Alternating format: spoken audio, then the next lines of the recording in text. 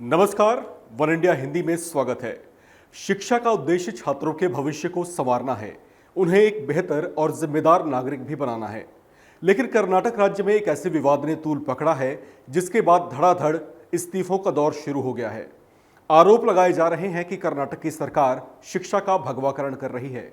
क्या है पूरा मामला, देखिए इस रिपोर्ट में।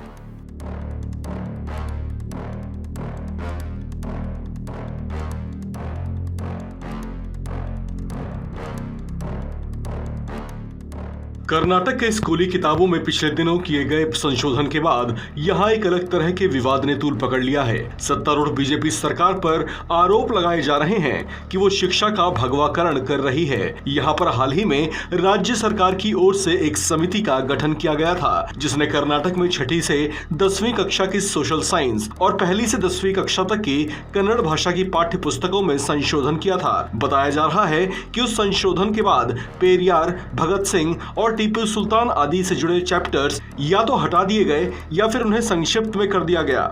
जबकि 10वीं कक्षा की एक किताब में आरएसएस के संस्थापक हेडगेवार का एक भाषण जोड़ दिया गया है। स्कूली किताबों में किए गए इस बदलाव को लेकर कर्नाटक में कई बुद्धिजीवियों और शिक्षाविदों ने सरकार पर शिक्षा के भगवाकरण का आरोप लगाया। इतना ही नहीं, सरकारी निकायों और समितियों से जुड़े कई लोगों ने अपना इस्तीफा देकर विरोध भी जताया। आपको बता दें कि कर्नाटक राज्य में स्कूली किताबों की जांच और कुछ जरूरी बदलावों को लेकर साल 2020 में रोहित चक्रतीर्थ की अध्यक्षता में एक कमेटी का गठन किया गया था। उस कमेटी ने एक लंबे मंथन के बाद हाल ही में 6ठी से 10वीं कक्षा तक की सोशल साइंस और 1ली से 10वीं कक्षा तक की कन्नड़ भाषा की पाठ्य पुस्तकों में कुछ बदलाव किए थे। बताया जा रहा है कि स्कूली पाठ्य पुस्तकों में बदलाव करते हुए लिंगायत समाज के महान सुधारक बसवन्ना, महान क्रांतिकारी भगत सिंह, द्रविड़ आंदोलन के अगुवा नेता रहे पेरियार, मैसूर साम्राज्य के शासक टीपू सुल्तान और समाज सुधारक नारायण गुरु से जुड़े चैप्टर्स और कंटेंट कथित रूप से या तो हटा दिए गए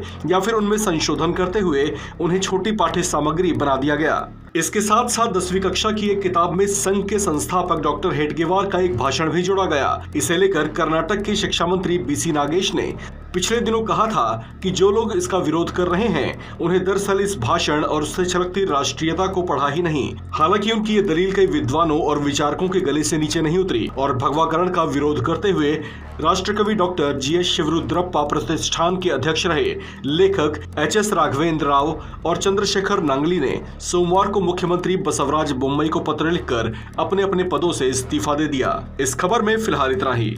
बाकी अपडेट्स के लिए बने रहिए वन इंडिया हिंदी के साथ।